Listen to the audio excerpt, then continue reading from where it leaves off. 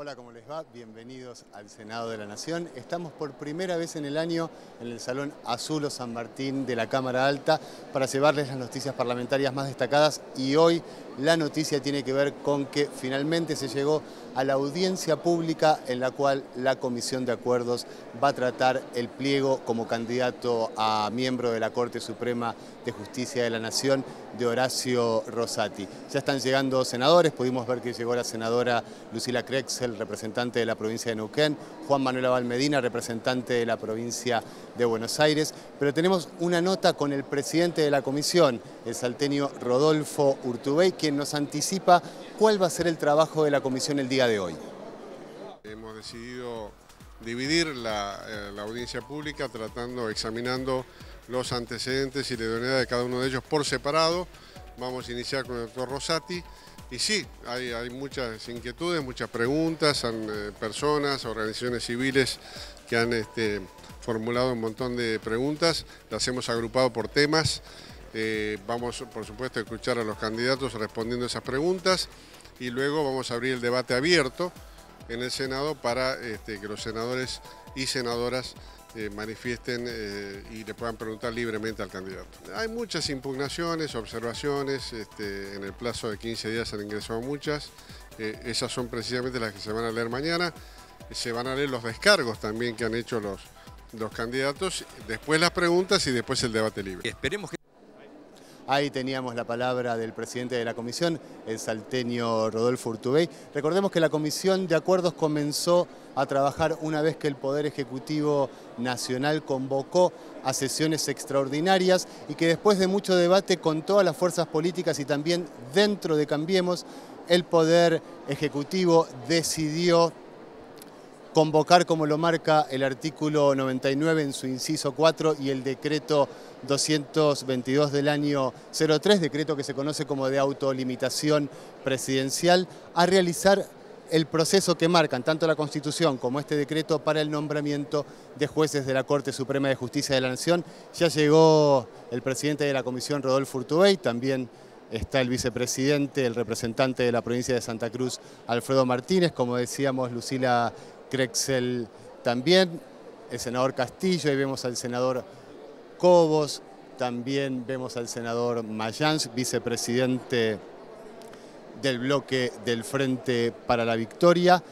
Y como anticipaba recién el presidente de la comisión, hoy se va a presentar Horacio Rosati, propuesto por el Poder Ejecutivo como candidato a la Corte Suprema de Justicia de la Nación, en una audiencia pública en la cual los senadores van a poderle preguntar lo que los senadores quieran y además se van a poder llevar por los pliegos de impugnación que llegaron al Senado de la Nación. Hay que decir que la nominación de Horacio Rosati recibió 1016 avales y 8 impugnaciones. Este número es distinto al que recibió en el Ministerio de Justicia, en el cual recibió aproximadamente 2.400 avales y 1.500 impugnaciones. En minutos nada más va a comenzar la audiencia. Como toda la semana, el Senado de la Nación es protagonista junto al Congreso de la Nación de la actualidad del país y se están definiendo cosas muy importantes como lo son dos integrantes de la Corte Suprema de Justicia de la Nación. Ahí vemos, se está sentando la senadora Fellner, ya está el senador Godoy, el senador Cobos y el senador Rodríguez Sá. Vamos a compartir con ustedes el perfil de Horacio Rosati. Nacido en la provincia de Santa Fe, egresó con el título de abogado y escribano en la Universidad Nacional del Litoral en 1976. Además es magíster en Evaluación de Impacto y Gestión Ambiental, título que recibió en 2004. Ejerció la docencia en la Universidad Austral de Buenos Aires y en diferentes universidades de la provincia de Santa Fe, donde también fue decano de la Facultad de Derecho de la Universidad Católica. Ejerció además distintos cargos públicos. Fue elegido convencional constituyente por su provincia para la reforma de la Constitución Nacional de 1994. Al año siguiente asumió como intendente de la ciudad de Santa Fe. En 2003 fue designado Procurador del Tesoro de la Nación y un año más tarde ocupó el cargo de Ministro de Justicia y Derechos Humanos del Gabinete Nacional. Es autor de más de 20 libros y artículos vinculados con el derecho. Su desempeño como escritor lo llevó a recibir numerosos premios, como el Bernardo Hussein, otorgado por el CONICET. Actualmente es presidente de la Asociación Argentina de Derecho Constitucional. Seguimos en el Salón Azul, estamos a minutos, a segundos de que comience esta audiencia. También le tenemos que decir que hay presencia de distintas ONGs que han presentado tanto avales como impugnaciones y que ya hemos visto alguna remera que está pidiendo por el cupo femenino dentro de la Corte Suprema de Justicia de la Nación. Esto no es la primera vez que pasa en el Senado de la Nación y en el Salón Azul. Si nos remontamos a lo que sucedió el 31 de marzo de 2015 cuando se debatió el pliego de Roberto Carles, recordemos que ese día se rompió con el reglamento o con la acordada que hay entre bloques, la cual establece que no se pueden sacar ni banderas ni se puede gritar dentro del Senado. No solamente dentro del recinto, sino también dentro de las comisiones. También están prohibidos los aplausos, así que vamos a ver qué pasa con el tema del cupo femenino. Hace casi un año se rompió con este reglamento, ya que se pidió por el cupo femenino y se presentaron banderas y se aplaudió, cosa que fue frenada rápidamente por el jefe de bloque del Frente para la Victoria, Miguel Ángel Pichetto. Volviendo a lo que va a suceder el día de hoy, si les tenemos que contar todo lo que sucedió desde diciembre hasta hoy, deberíamos empezar por el 14 de diciembre, cuando el Poder Ejecutivo Nacional nombró tanto a Rosati como a Rosenkrantz como jueces de la Corte Suprema de Justicia en comisión. Esto generó un gran debate, no solamente en los medios de comunicación, sino también en las distintas fuerzas políticas y también, hay que decirlo, dentro de Cambiemos. Estamos a punto de comenzar la audiencia, está a punto de sentarse el presidente, quien está saludando en este momento al senador representante de la Unión Cívica Radical, Luis Naidenov, quien tiene la presidencia de la Comisión de Trámite Legislativo que trabajó ayer. Se está sentando Urtubey, los dejamos con el desarrollo de la audiencia pública.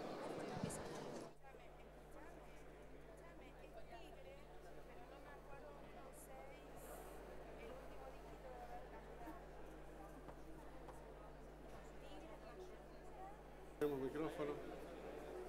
No tenemos micrófono. A ver. Buenos días a todos. Vamos a dar inicio a esta audiencia pública para examinar los candidatos propuestos por el Poder Ejecutivo Nacional para integrar el Supremo Tribunal de Justicia de la Nación. Como primera medida le voy a pedir al locutor que lea los mensajes de elevación al excelentísimo Senado de la Nación por parte de ambos candidatos. Pero previo a ello, señor locutor, vamos a hacer ingresar a la sala a los doctores Rosati y Rosenkrantz, por favor.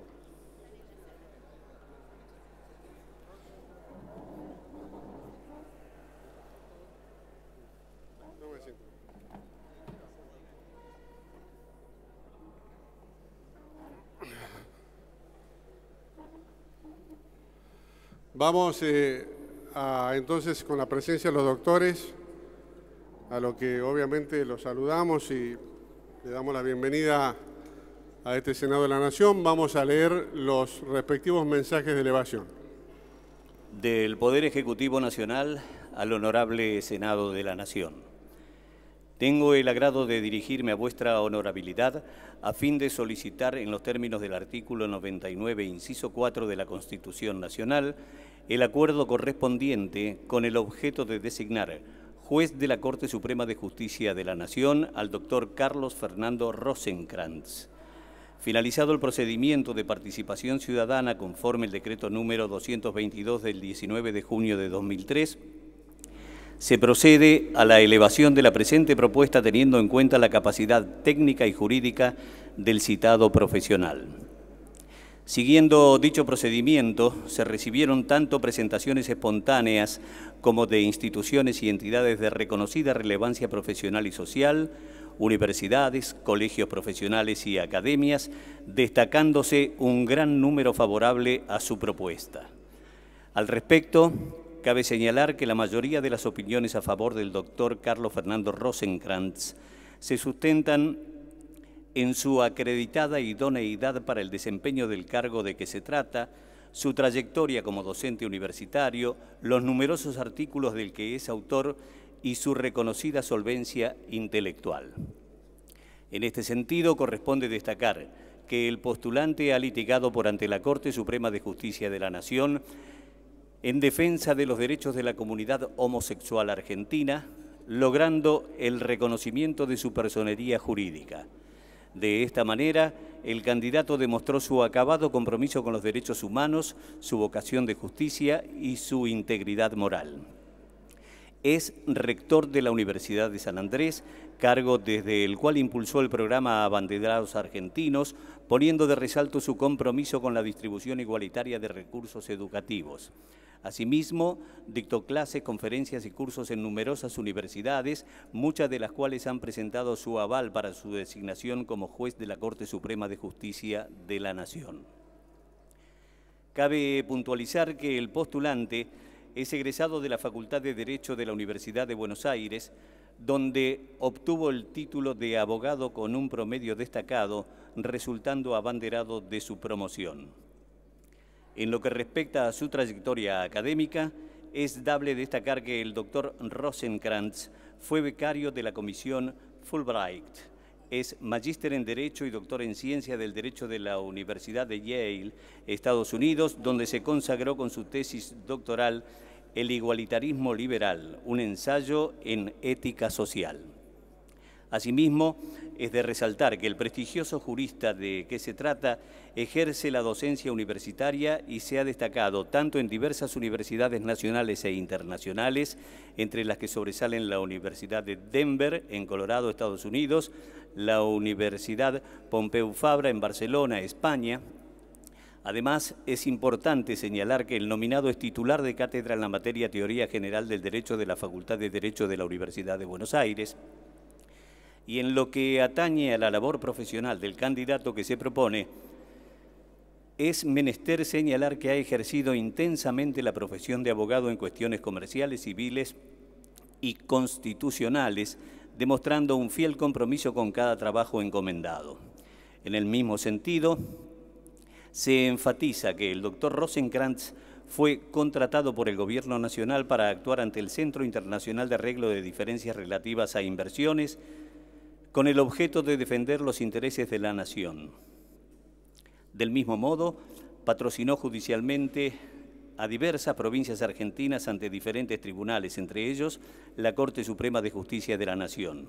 Por lo demás, el doctor Rosenkrantz ha dado muestras a lo largo de su trayectoria personal y profesional de respeto irrestricto a nuestra Carta Magna, al sistema democrático y compromiso con la defensa de los derechos humanos, todo lo cual lo consagra en un digno aspirante a ocupar un sitio en la Corte Suprema de Justicia de la Nación.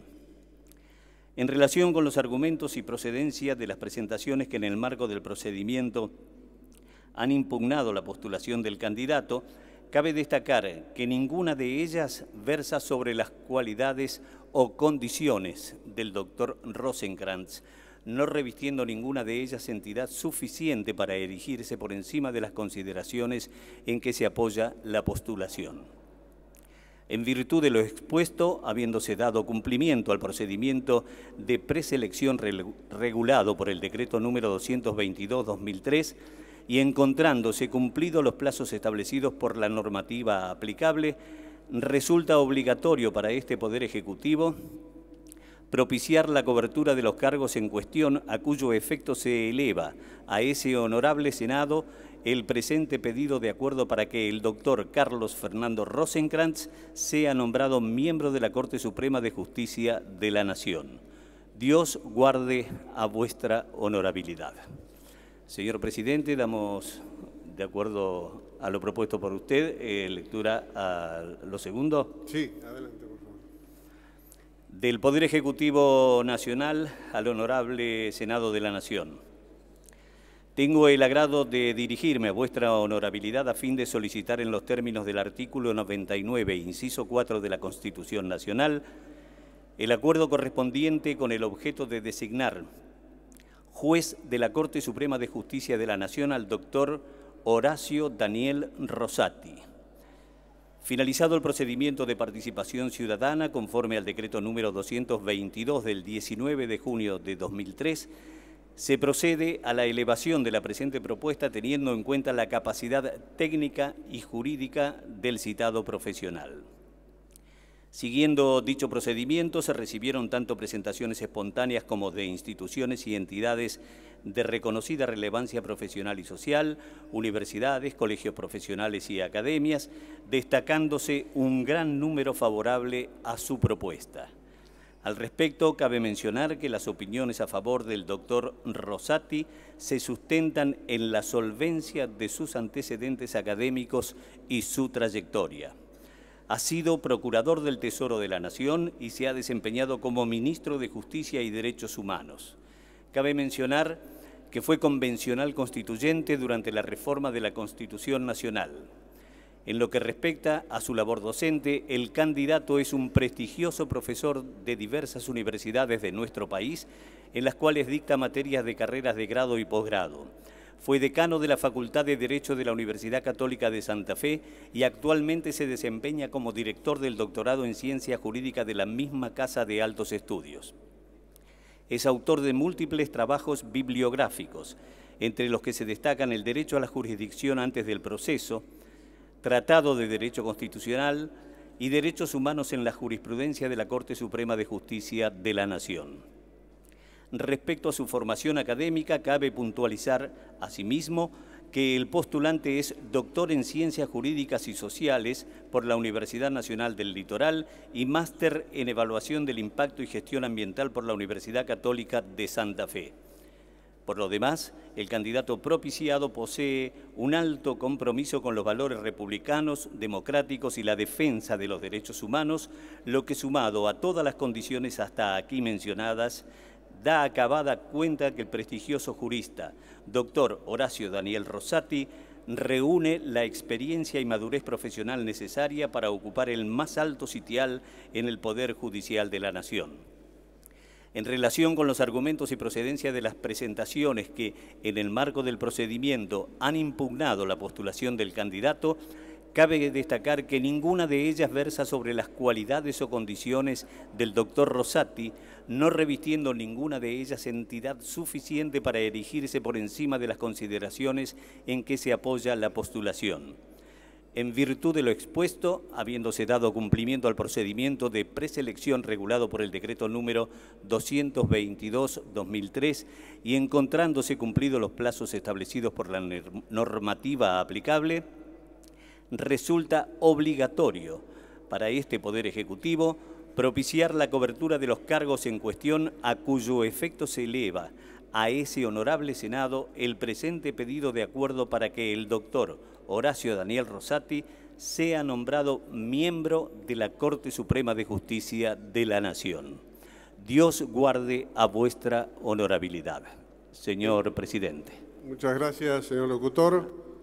La presidencia de la comisión ha decidido que hagamos un cuarto intermedio al final de esta audiencia y continuemos el día 8 de diciembre y adoptemos una metodología, 8 de marzo, y adoptemos una metodología que permita el examen individual a cada uno de los candidatos. Por eso, antes de dar inicio a la audiencia, vamos a pedirle al doctor Rosati que permanezca en la sala y vamos a liberar al doctor Rosenkrantz, agradeciéndole que su presencia formal, cumplimiento estricto de la citación de los edictos respectivos, y lo citamos para el día 8 de marzo a las 11 horas, así que hacemos esta digresión y después seguimos. Doctor. Muchas gracias.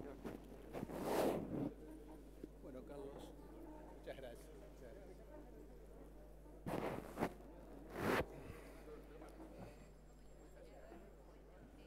Vamos a...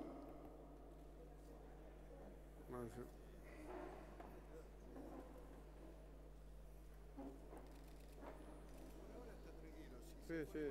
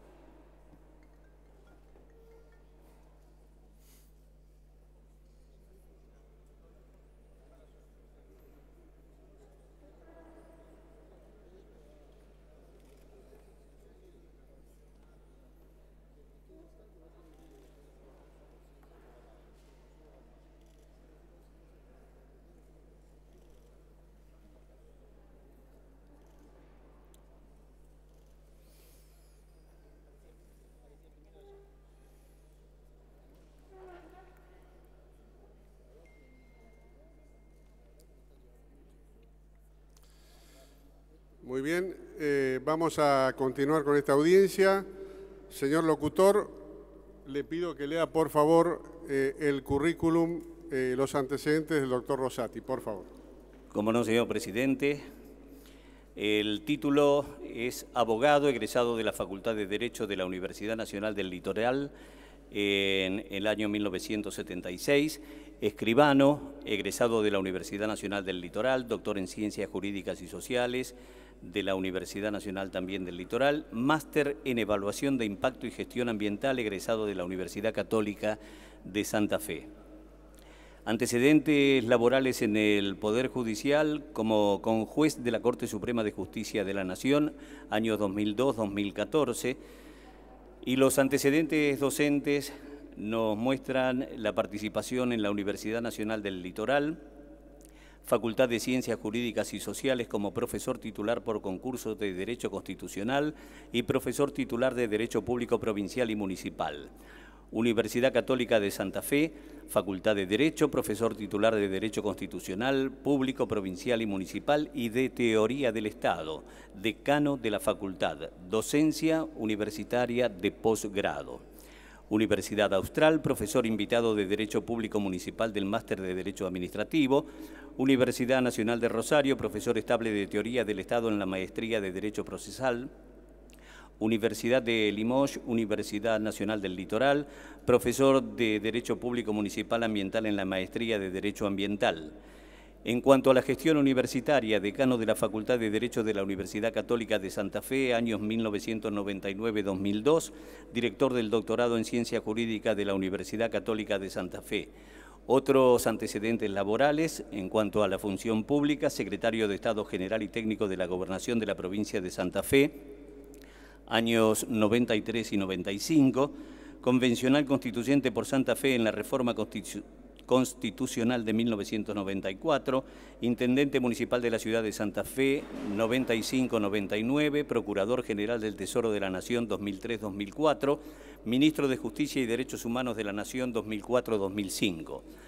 Otros cargos de relevancia citamos como presidente del Instituto de Estudios Legislativos de la Federación Argentina de Colegios de Abogados de la República Argentina, año 2010-2012, codirector juntamente con el doctor Tomás Hutchinson de la revista de Derecho Público editada por Rubin Salculzoni, actualmente, presidente de la Asociación Argentina de Derecho Constitucional 2013-17.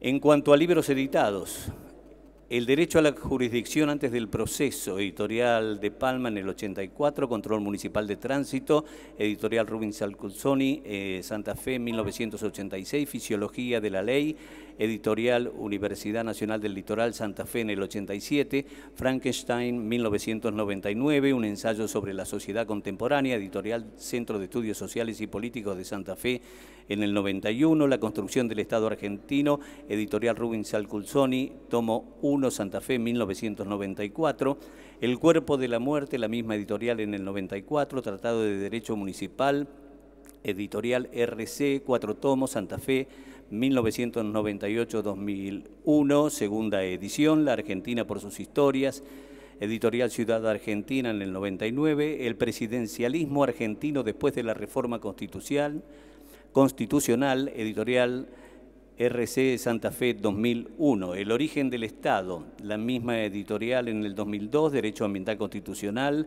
Santa Fe 2004, El molde y la receta, la novela de la Constitución, en el 2005, El Código Civil desde el Derecho Público, en el 2007, 100 años de multitud, en el 2013, Tratado de Derecho Constitucional, 2 tomos, 2010-2011, Tratado de Derecho Municipal, editorial Rubin Salculzoni, 2 tomos en 4ª edición, Santa Fe en el año 2012, Derechos Humanos en la Jurisprudencia de la Corte Suprema de Justicia de la Nación, 2003-2013, la misma editorial en el año 2013. En cuanto a premios y distinciones, mencionamos el premio Mariano Thyssen-Baum a la investigación en ciencias jurídicas en el año 1983, premio Enrique V. Gali a la producción jurídica otorgado por el Colegio de Abogados de La Plata en el 87, Premio Bernardo Hussein a la investigación en Ciencias Políticas y Derecho Constitucional, otorgado por el CONICET 1987. Premios Coca-Cola en las Artes y en las Ciencias, en las asignaturas Ciencias Políticas, Derecho Constitucional e Historia Argentina, años 1986, 87 y 90 respectivamente. Primer premio de ensayo categoría Iniciación, otorgado por la Secretaría de Cultura de la Nación en el 88. Premio Subsecretaría de Cultura y Comunicación Social de la Provincia de Santa Fe en el 90. Primer premio de ensayo otorgado por la Asociación Santafesina de Escritores en el 92.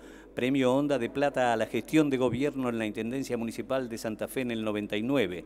Premio Ministerio de Justicia de la Nación en el mismo año por su trabajo el presidencialismo argentino después de la reforma constitucional. Primer Premio Nacional de Derecho y Ciencias Políticas otorgado por la Secretaría de Cultura de la Nación por su obra Tratado de Derecho Municipal. Premio a la Mejor Obra Jurídica 2010-2011, otorgado por la Academia Nacional de Derecho y Ciencias Sociales de Buenos Aires por su obra Tratado de Derecho Constitucional. Señor Presidente. Sí, señor locutor, si podemos leer las adhesiones más relevantes, en este caso. Como no, señor Presidente.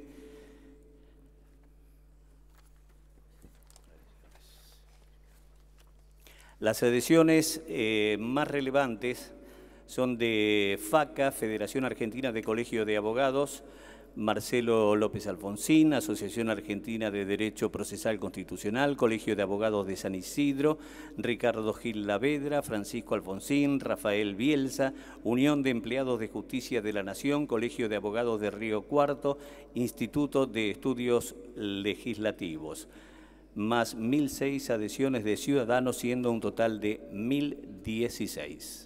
Señor Presidente. Bien, señor locutor, vamos a leer ahora un resumen de las impugnaciones y descargos formulados en relación a ellas por parte del candidato, por favor. ¿Cómo no? La Comisión, dentro del plazo previsto legalmente, ha recibido 13 impugnaciones suscritas por las entidades y personas que a continuación se detallan. Centro de Estudios Legales y Sociales, Diputada Nacional María Cristina Álvarez Rodríguez, Asociación Civil por la Igualdad y la Justicia, señora Vilma Ripoll, en nombre del Movimiento Socialista de los Trabajadores, abogado Raúl Alberto Schnabel y Leonel Mariano Curuchague, escribana Norma Allegrone, licenciada María Luisa Storani, Marcela Durrie y otros y otras, Asociación de Abogados Laboralistas, Taller Permanente de la Mujer, Asociación Civil Justicia Legítima, Asociación Pensamiento Penal, Diego Tatián y Silvina Mónica II. El candidato propuesto fue notificado de todas ellas y presentó en tiempo y forma sus descargos. Las observaciones e impugnaciones presentadas se refieren básicamente a cuestiones que los presentantes, con diversidad de argumentos en algunos casos, pero con coincidencias de fondo, pueden resumirse del siguiente modo. 1. La designación de este candidato podría implicar una violación al principio de equilibrio de género fijado en el Decreto 222 del 2003 del Poder Ejecutivo Nacional. 2. La omisión del doctor Rosati de manifestar públicamente su oposición a la designación en comisión efectuada por medio del Decreto 83 del 2015 del Poder Ejecutivo Nacional. 3. Su posición doctrinaria en relación con la operatividad interna de los tratados internacionales de derechos humanos y el carácter vinculante de la jurisprudencia de la Corte Interamericana de Derechos Humanos. 4. Su posición doctrinaria frente a la constitucionalidad del artículo 86 del Código Penal argentino. 5. Su posición doctrinaria frente al derecho de huelga. Y 6. Su posición doctrinaria frente a la exigibilidad judicial al Estado del Derecho a la vivienda digna. En cuanto al cuestionamiento relacionado con la violación al Decreto 222-2013, el doctor Rosati manifestó en su descargo que concuerda con la integración plural y equilibrada de género en la composición de la Corte Suprema de Justicia de la Nación. Sin embargo, agregó que este cuestionamiento resulta ajeno a la conducta y decisión del candidato. En relación con el cuestionamiento efectuado en orden a su omisión de manifestar públicamente su oposición a la designación efectuada por medio del Decreto 83/15 del Poder Ejecutivo Nacional, manifestó que considera imprescindible no desvincular el artículo 1 de ese decreto de su artículo 2, el cual promueve el mecanismo para la designación permanente de este mismo candidato previo acuerdo del Honorable Senado de la Nación.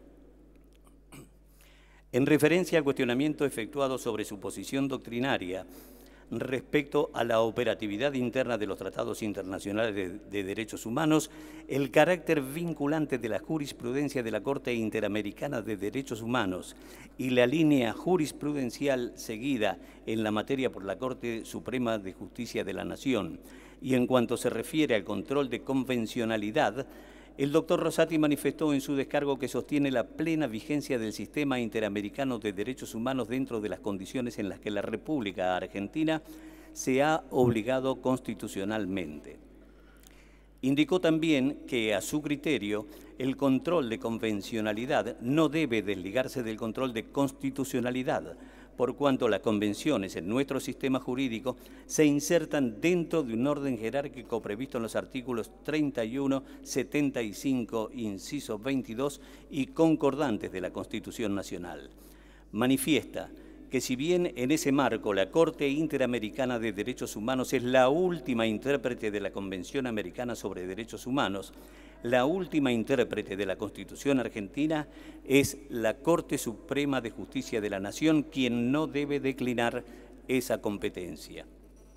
En cuanto al cuestionamiento efectuado en orden a su posición doctrinaria frente a la constitucionalidad del artículo 86 del Código Penal argentino y el criterio jurisprudencial fijado al respecto por la Corte Suprema de Justicia de la Nación, el candidato propuesto manifestó en su descargo que ese artículo ha generado históricamente interpretaciones dispares y una jurisprudencia cambiante, y que a su criterio debería ser modificado por una ley sancionada por los representantes elegidos por el voto popular. Agregó que la definición de este tema por parte de esa Corte no ha generado uniformidad de criterios en la materia, por cuanto las jurisdicciones locales la han interpretado de diferentes maneras. Recordó el rango constitucional de la Convención de los Derechos del Niño, que protege la vida del niño desde su concepción en el seno materno.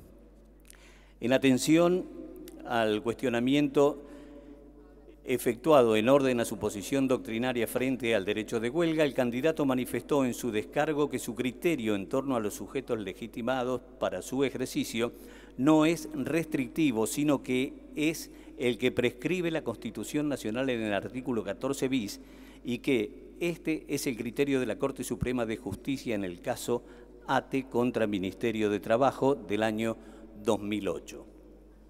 Finalmente, en cuanto al cuestionamiento efectuado por orden a la exigibilidad judicial al Estado del derecho a la vivienda digna, el candidato propuesto manifestó en su descargo que el análisis de los impugnantes acerca de la obra de su autoría que se cita es fraccionado e incompleto, y que en las impugnaciones se ha recortado la opinión emitida en su Tratado de Derecho Constitucional, omitiendo lo que sigue en el mismo párrafo.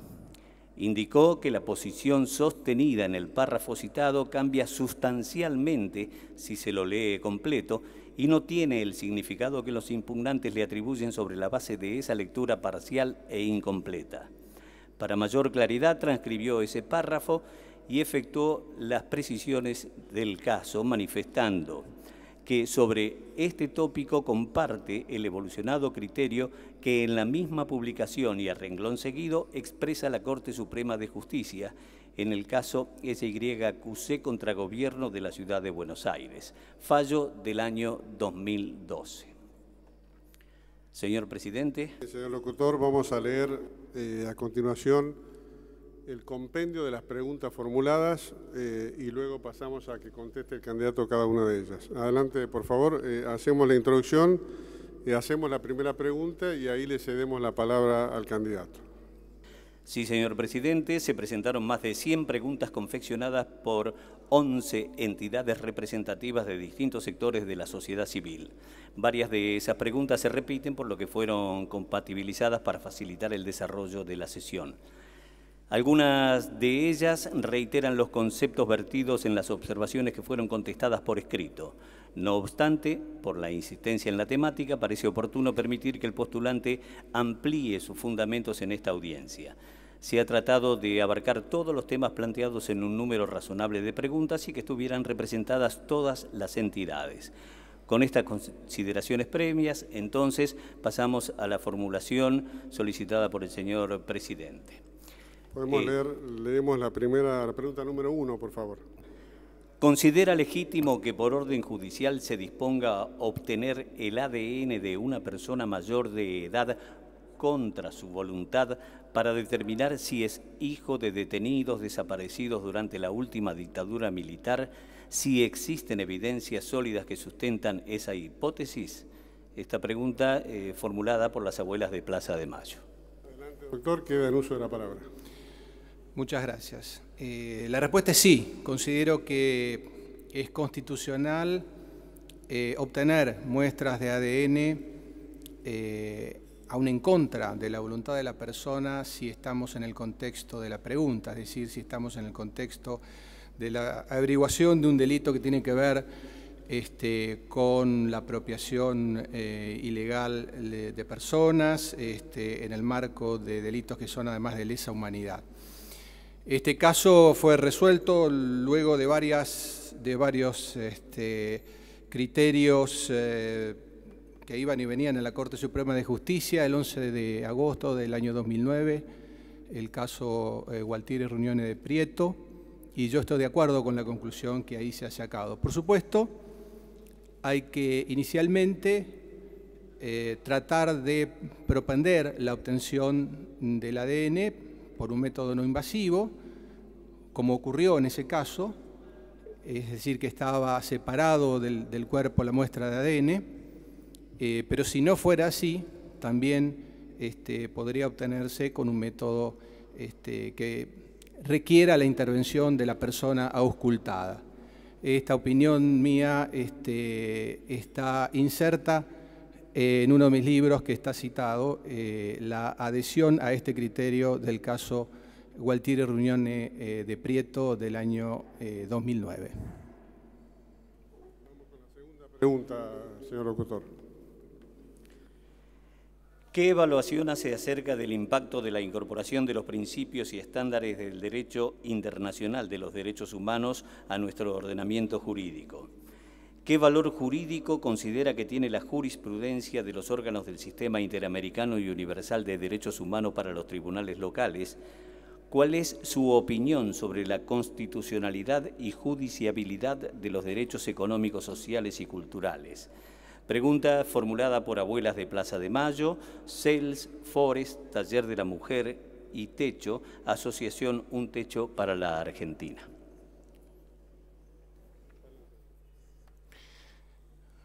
Considero que el sistema interamericano de derechos humanos ha significado un importante adelanto, progreso en el reconocimiento de los derechos humanos también en sedes nacionales.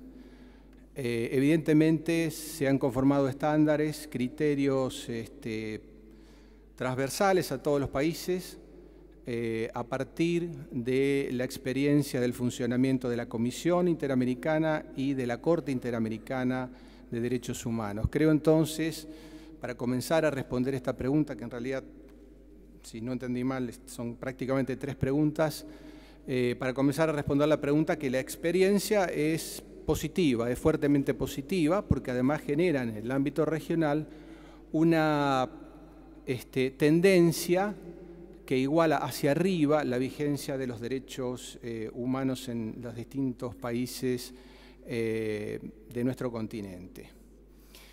Dicho esto, lo que quiero remarcar es que la Corte Interamericana de Derechos Humanos es la última intérprete de la Convención Americana sobre Derechos Humanos o el Pacto de San José de Costa Rica.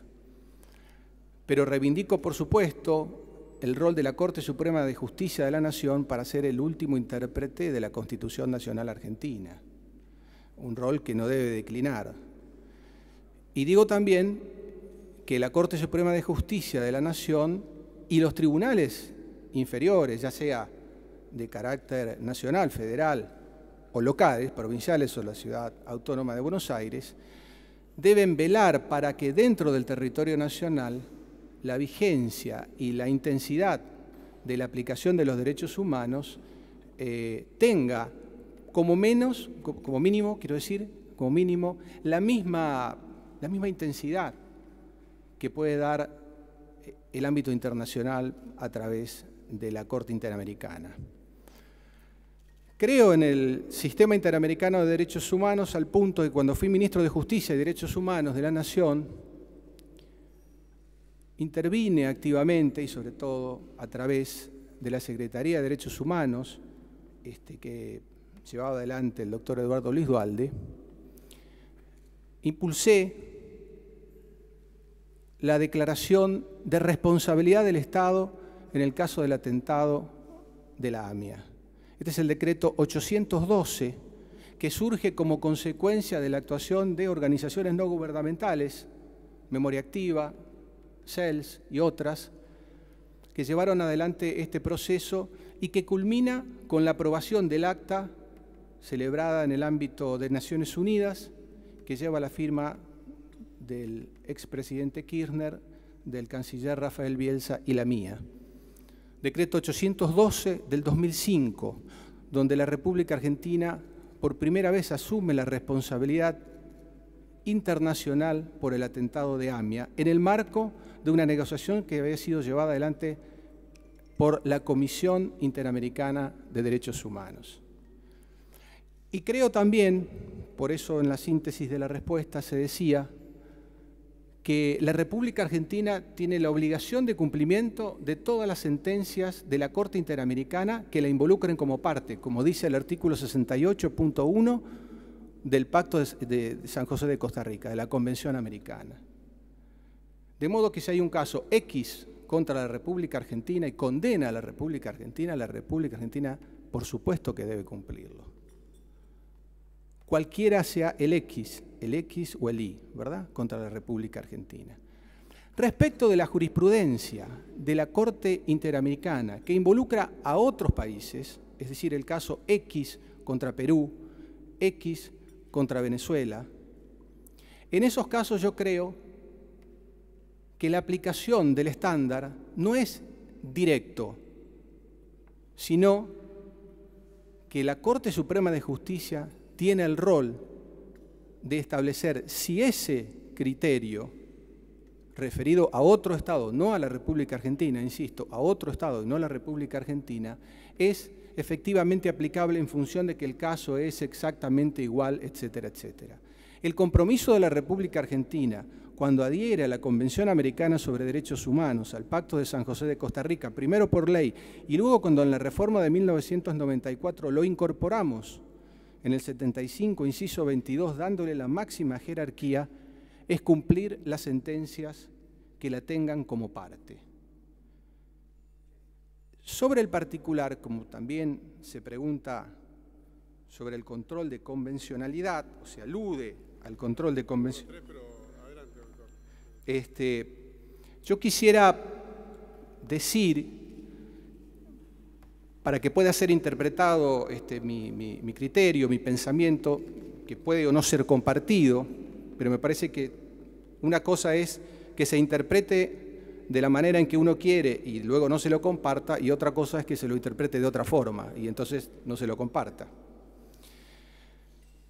Yo creo en el control de convencionalidad, siempre que esté dentro del control de constitucionalidad, y si me permite, me tendría que tomar 5 minutos para dar una explicación de este tema. En la reforma de 1994 yo fui convencional, integré la comisión de redacción de la reforma. El debate era en torno a ¿qué jerarquía van a tener los tratados internacionales? Porque el artículo 31 de la Constitución argentina, que habla de la Ley Suprema de la Nación, establece un orden. Dice, la Ley Suprema de la Nación está conformada por la Constitución, las leyes del Congreso y los tratados internacionales. No estaba claro, antes de 1994, en el rango constitucional, si los tratados prevalecían sobre la ley, si la ley prevalecía sobre los tratados o si tenían exactamente la misma jerarquía. En 1994, con la redacción del artículo 75, inciso 22, recuérdese que no se podían tocar ninguno de los primeros 35 artículos, de modo que el 31 quedó igual.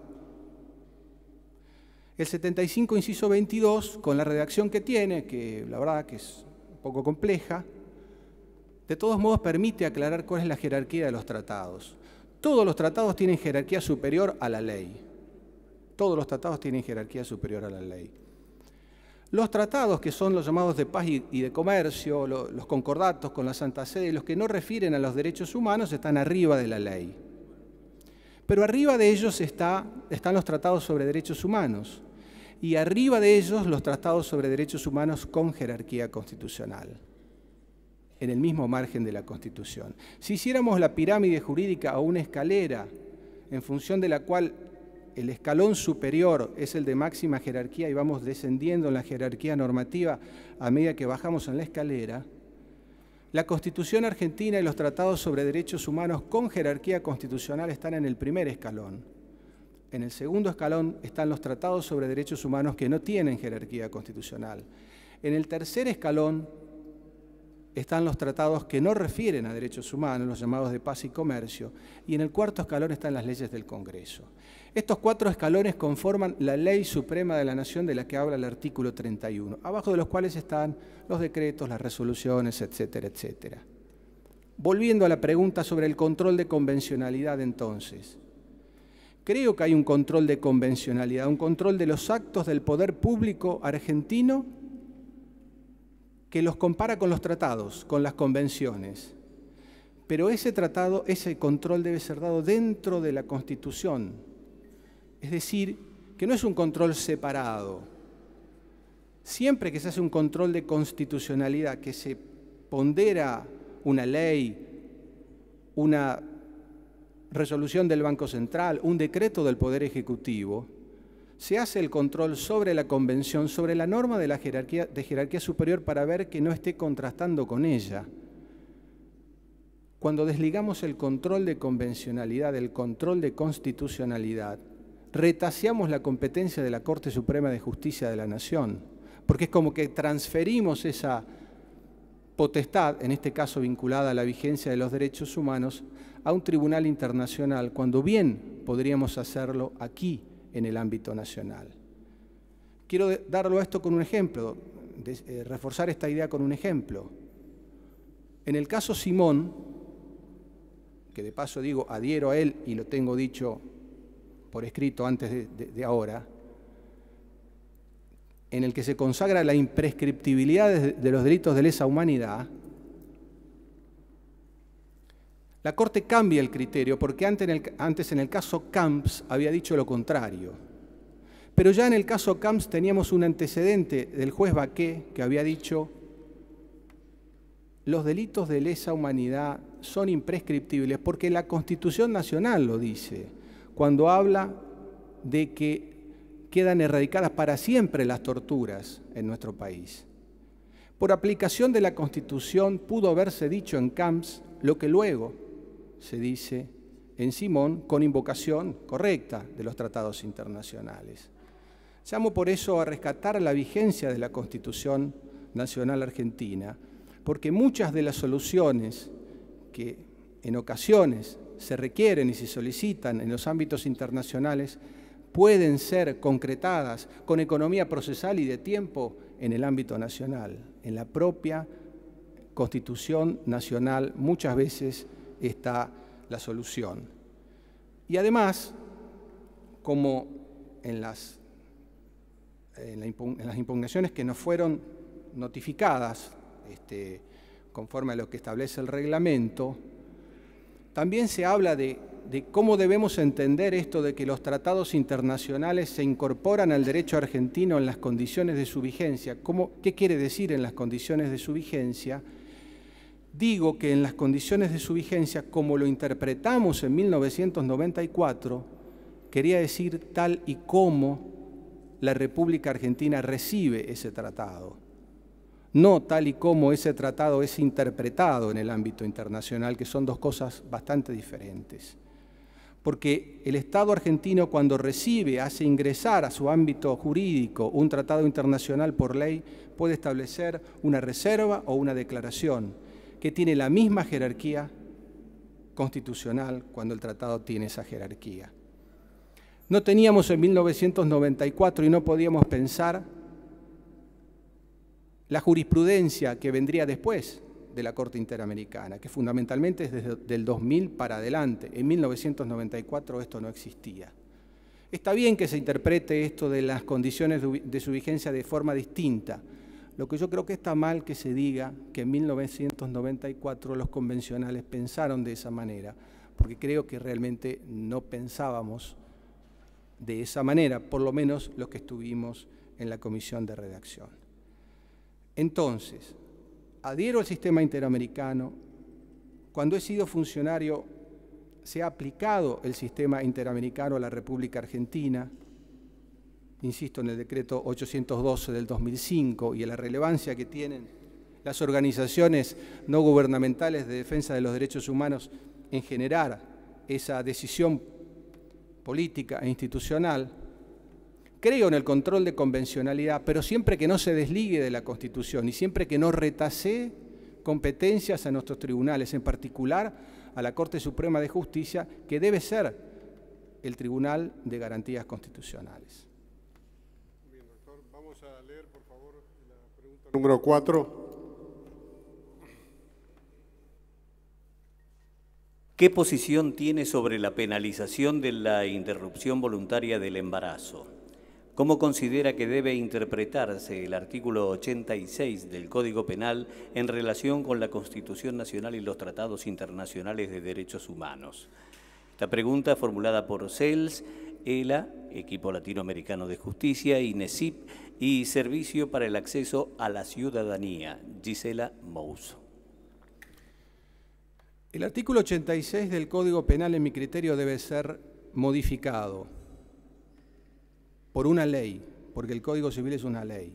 El Código Penal también, el civil también, el Código Penal es una ley. Hasta tanto no se reforme el artículo 86 con un criterio que todos entendamos de la misma forma, este tema, que debe ser resuelto, a mi criterio, luego de un profundo debate en el seno de la comunidad, con la expresión de toda la ciudadanía, incluso, ¿por qué no?, con la consulta popular prevista en el artículo 40 de la Constitución Nacional y dirimido realmente por los auténticos representantes del pueblo, que son los legisladores, el tema seguirá siendo dirimido por un tribunal de justicia. Cuando lo que debe hacer el Poder Ejecutivo, el Poder Legislativo, los poderes representativos, termina siendo hecho por la justicia, la respuesta primero está referida a un caso concreto. Y segundo, no tiene el nivel participativo previo que tiene toda instancia deliberativa que es propia del ejercicio de la función, en este caso legislativa. El artículo 86, en lo que hace a la interrupción del embarazo, fue entendido jurisprudencialmente siempre tiene una redacción muy oscura, digámoslo, de paso, muy oscura. Y de paso también hago esta digresión, de una época muy oscura de la sanción del Código Penal. Tuvo una interpretación hasta que luego el caso FAL, que se hace cargo de un drama, que además es un drama cotidiano, por eso entiendo que esto debe ser resuelto en un ámbito de debate parlamentario, legislativo, para que todos lo entendamos igual, debe ser resuelto, decía, no por un tribunal de justicia, que puede cambiar la jurisprudencia el día de mañana. Si usted me permite, señor presidente, para que no se crea que esta es una respuesta de ocasión, yo he traído algunas de mis publicaciones, no por una cuestión de autorreferencia ni de narcisismo, sino para demostrar que lo que estoy diciendo ahora ya lo he dicho antes. A veces en las impugnaciones se extracta un renglón o 3 renglones, está bien, 5 renglones, no se puede dar completa esta idea. Si usted me permite... Adelante, está autorizado a leer.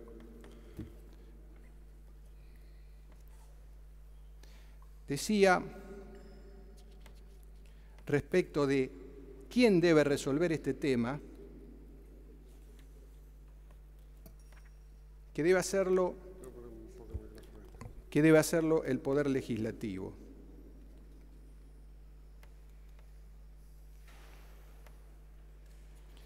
Me está pasando como casi siempre cuando uno cree que va a encontrar el párrafo, no lo encuentra. Sí, acá.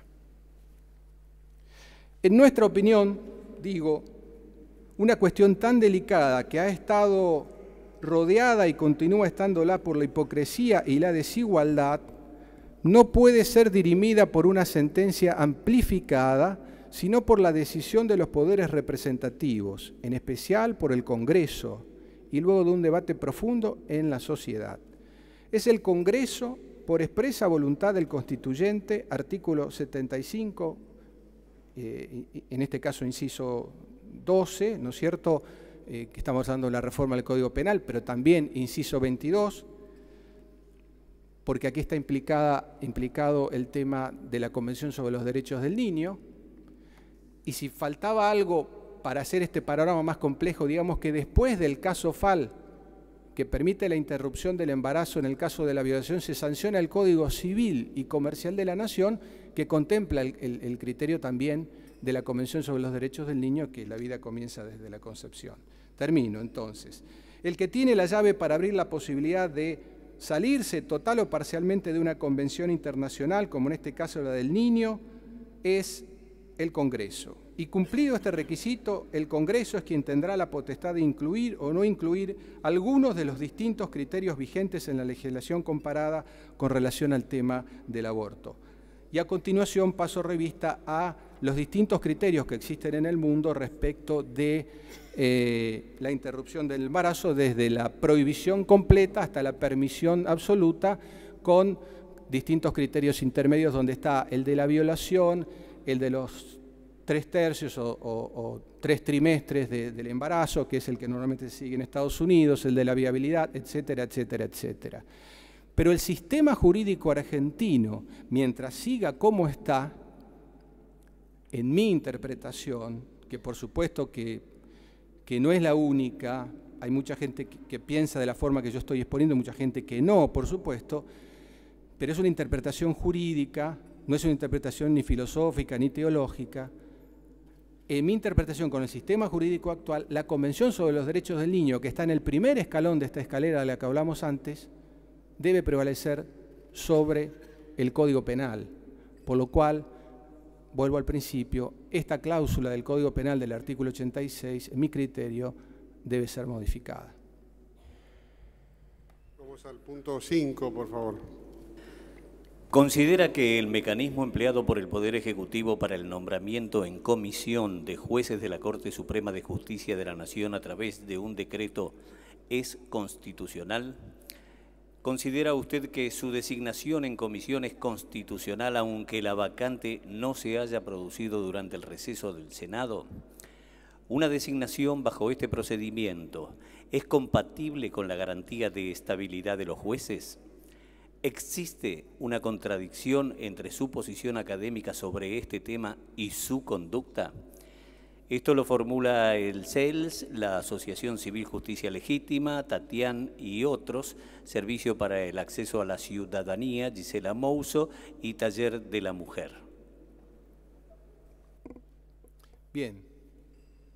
El mecanismo previsto por el inciso 19 del artículo 99 es aplicable en las condiciones en que el mismo establece para los jueces de la Corte Suprema de Justicia de la Nación. Está en la Constitución el mecanismo. Es un mecanismo que viene de la Constitución originaria de 1853-60. Este mecanismo dice, se plantea la duda si la vacante debe concretarse durante el receso del Senado o si es posible que la vacante venga de antes, pero exista el momento en que el Senado entra en receso. Este tema fue objeto de análisis por el Honorable Senado de la Nación en 1917, a través de un dictamen de la Comisión de Negocios Constitucionales que lleva la firma de Joaquín B. González, que consideró la Comisión que debía entenderse como una regla permanente de procedimiento, que la vacante podría venir desde antes, siempre que estuviera concretada en el momento en que se designa y el Senado no está trabajando. Hay que tener presente, es cierto, que el receso antes de la reforma del 94 era mucho más largo que lo que es ahora, ¿no? Había prácticamente mitad del año que se trabajaba, mitad del año que no se trabajaba. De modo que la aplicación de este mecanismo excepcional debe ser entendido con criterio restrictivo, como todo mecanismo excepcional. También se pregunta sobre si la aplicación de este mecanismo de la designación en comisión o temporaria del inciso 19 del artículo 99 satisface la garantía de estabilidad constitucionalmente reconocida a los jueces. Yo creo que en este punto estamos hablando de esta experiencia concreta, no de teoría, ahora. En este punto creo imprescindible no desligar el artículo primero del artículo segundo de las designaciones del colega, el doctor Rosenkrantz y la mía. Porque por el artículo primero, ¿sí?, se aplica el 99, inciso 19, para resolver una cuestión urgente, una corte incompleta que tiene 3 miembros sobre 5, e inmediatamente en el mismo decreto, artículo segundo, se pone en marcha el procedimiento del decreto 222 para la selección de los candidatos, los mismos. Se pone en marcha la selección para los mismos candidatos. Es decir, estoy interpretando que la intencionalidad efectivamente fue la de cubrir con las mismas personas, empezando de modo temporario para resolver una situación que se consideraba en la ponderación del decisor urgente y necesaria, e implementar la metodología del decreto 222. La intervención de un grupo muy representativo de senadores emitió una declaración donde dijo, en los términos que estamos diciendo, si hay artículo primero, si hay jura en comisión, no hay artículo segundo. ¿Sí? Algo así, si no interprete mal, que no vengan los pliegos al Senado si se jura por comisión. Con lo cual, lo que podía ser entendido inicialmente como un I es comisión más o I procedimiento del decreto 222, 99 inciso 19 y 99 inciso 4, quedó planteado en términos de o un mecanismo o el otro. Estamos acá en este momento y en este procedimiento y creo que es claro que todos los sujetos intervinientes han entendido que este mecanismo garantizaba de mejor forma la estabilidad futura de los jueces. Para responder la tercera subpregunta, diría entonces que este proceso del artículo 1 y el 2 juntos sí garantizan para salir de una coyuntura, porque no es una situación normal, ¿no es cierto?, para salir de la coyuntura difícil de tener 3 miembros sobre 5. Recordemos que una Corte para tomar una decisión necesita 3 miembros coincidentes, con lo cual no puede haber disidencia. Si se está en disidencia no sale el fallo. Los conjueces se sortean para un caso concreto, nada más. Hay que sortear para cada caso concreto un conjuez. No es una solución que dé dinámica al funcionamiento de la Corte. Respondo entonces a que creo que la conjunción de estos dos mecanismos que se pensaban como sucesivos y que terminaron siendo una opción por uno o por otro, sí, terminará, cualquiera sea el resultado, lógicamente, se tenga acuerdo o no, por generar un proceso tendiente a la estabilidad de los jueces. Sí, senador Pichetto, por favor. Muchas gracias.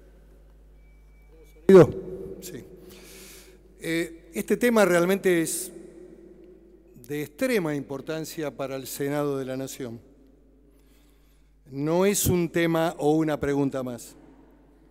Es un tema que tiene una relevancia porque hace a la propia existencia de las instituciones y del rol del Senado en el principio central de la Constitución, que es la división de poderes. Y yo tengo un gran respeto por usted, además porque asumió un rol en un momento muy difícil de la Argentina, tanto como procurador del Tesoro en la defensa de los intereses argentinos en el CIADI, una época de alta volatilidad y de complejidad social extraordinaria. Estamos hablando de los años 2003, 2004, todavía estaban los efectos de la tremenda crisis del 2001, como también en el rol que cumplió como ministro de Justicia, donde la presentación ante la Comisión Interamericana abrió el camino del reconocimiento a las víctimas de la AMIA en la reparación de derecho común integral sobre una responsabilidad del segundo atentado donde el Estado no controló. Me parece que estos dos temas definen un perfil de personalidad importantísimo.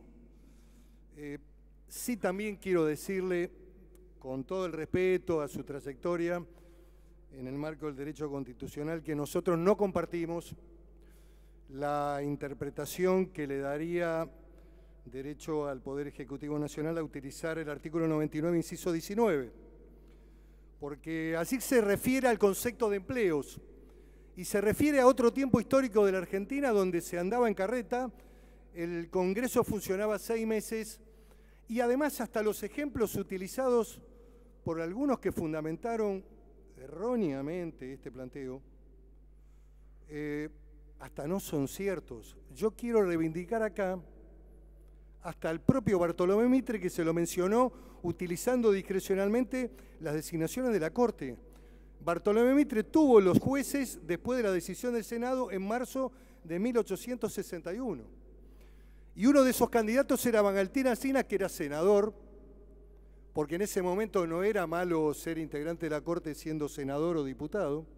Había un respeto a las trayectorias también. Y Valentín Alsina renuncia al cargo de ser miembro de la Corte y se queda como senador. Le pareció importante seguir representando a la provincia y proyectar, digamos, también sus aspiraciones políticas en el terreno de la política argentina. Lo que quiero decir que las expresiones de decretos, designaciones por decretos, son todas vinculadas a la dictadura militar. Mencionaron a un hombre de mi provincia, José María Guido, que todos sabemos que fue presidente, entre comillas, de un gobierno de facto que eliminó el Congreso, un hombre de Viedma, un hombre que incluso hasta consultó con Frondizi, que le aconsejó que siguiera él, que era mejor él que eventualmente un militar. Estoy hablando de la caída de Frondizi en 1962. Estoy hablando de la designación de un hombre que en ese momento José María Guido designa por decreto, que se llama Vidau, que luego cuando viene el gobierno del doctor Ilia lo desplazan porque era un juez designado por decreto. Y qué casualidad que después de la caída del doctor Ilia, que fue echado por el batallón que encabezaba en ese momento coronel Kanz, famoso después por la violación de derechos humanos y jefe de la policía bonaerense durante la etapa de la dictadura, el gobierno de Onganía lo vuelve a designar por decreto a Vidau. Vidau fue juez de la Corte 2 veces designado por decreto. Lo que quiero decir que la designación de los jueces está en el 99, inciso cuarto, de manera clara, categórica, surge del texto de la Constitución y es indubitable cuál es el rol del Congreso Nacional. A ver, las democracias modernas, y especialmente cuando se pontifica y se pondera mucho la democracia americana, hoy está en el seno del debate, en el corazón del debate de la política americana. La sucesión de un juez de la Corte de origen republicano, porque ahí tampoco es malo, fíjense, tampoco es malo tener antecedentes políticos. Es toda una mentira de que el que va a la Corte tiene que ser alguien que no tenga ideas políticas.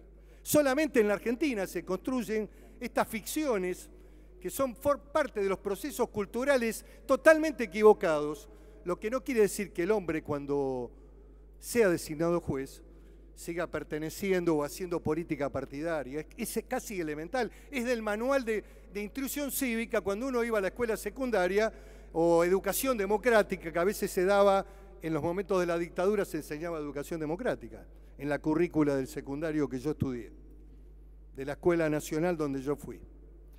Lo que quiero decir que hoy en el debate americano, la muerte de Atolín Scalia, un republicano, de origen republicano, designado por Ronald Reagan, un hombre de 86 años que acaba de fallecer en su rancho de Texas, abrió un debate sobre el derecho del presidente Obama, demócrata, de designar el reemplazante. Y qué casualidad, ese debate es muy parecido al debate argentino. ¿Qué le discutían a la presidenta de la Nación el año pasado? Que su ciclo político terminaba en diciembre del año 2015 y que indudablemente, y los bloques también suscribieron un documento, legítimamente, yo no estoy poniendo en cuestionamiento, digamos, una posición política respetable, como todas las posturas políticas que surgen del debate democrático, donde creían y consideraban que ese derecho, faltando poco tiempo, unos 6 meses, las últimas 2 propuestas de la presidenta de la Nación eran 2 perfiles de jueces realmente de alta capacidad jurídica, como los que ha propuesto actualmente el presidente Macri. No discutimos los antecedentes, ni los conocimientos, ni la formación, ni los roles que usted ha ocupado.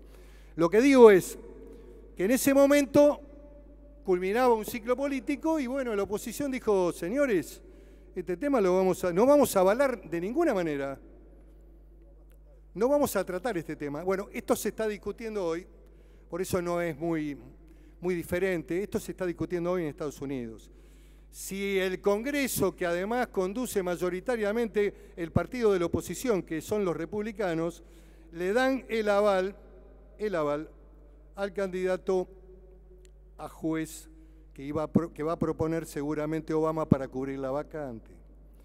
Es inadmisible pensar que un juez en estos tiempos, lo mismo que los embajadores políticos, a ver, ridículo que se tardara 3 meses, ridículo, que la canciller creyera que se podían designar embajadores en comisión. La verdad que a veces uno se analiza de que falta formación intelectual, de que no han leído. Pensar que se podía mandar un embajador a Estados Unidos en comisión. A ver, ridículo de una ridiculez absoluta. O pensar que se podían designar jueces de la Corte en comisión.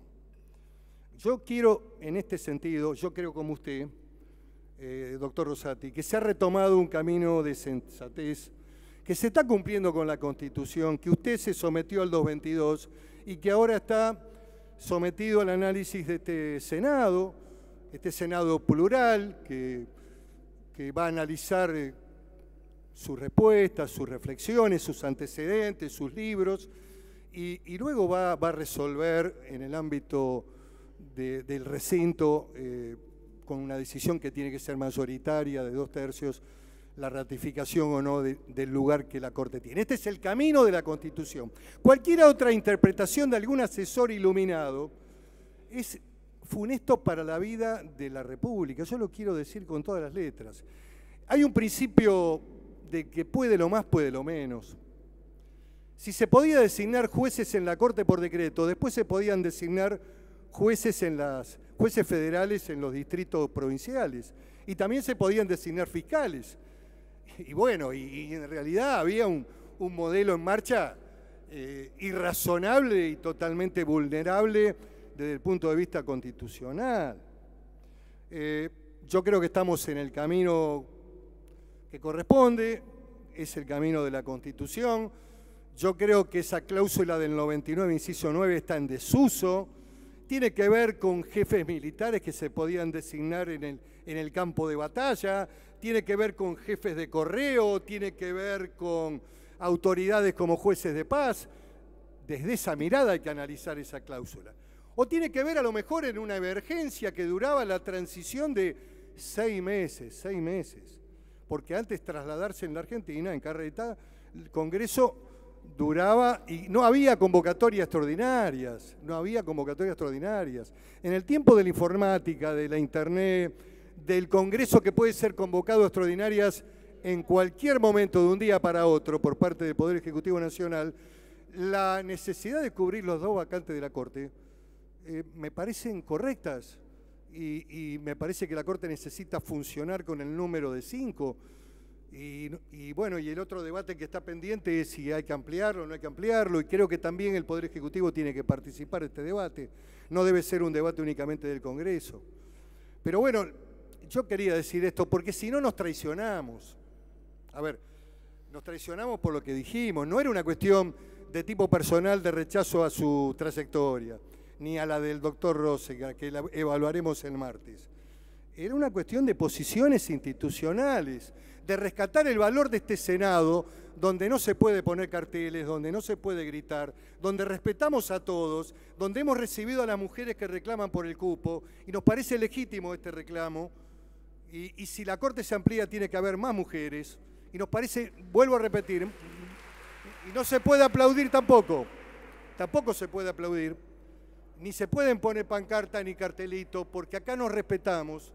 Y no es una decisión mía, es del conjunto del Senado, es del conjunto de las fuerzas políticas del Senado de la Nación. Porque esto no es una sociedad de fomento, ni es una junta vecinal. Acá no se grita, no se insulta, no se ponen carteles. Esto es el Senado, vale la pena para las instituciones del país, este Senado de la Nación, que todos integramos.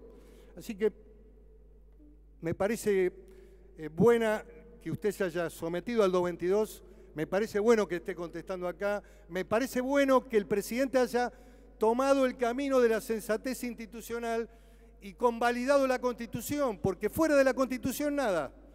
Yo quería decir esto con todo el respeto que tengo por usted. Muchas gracias, presidente. Bueno, vamos a alterar un poco la metodología por una cuestión de igualdad de oportunidades. Vamos a abrir un debate sobre este punto, después seguimos con las preguntas. Senador Rosas.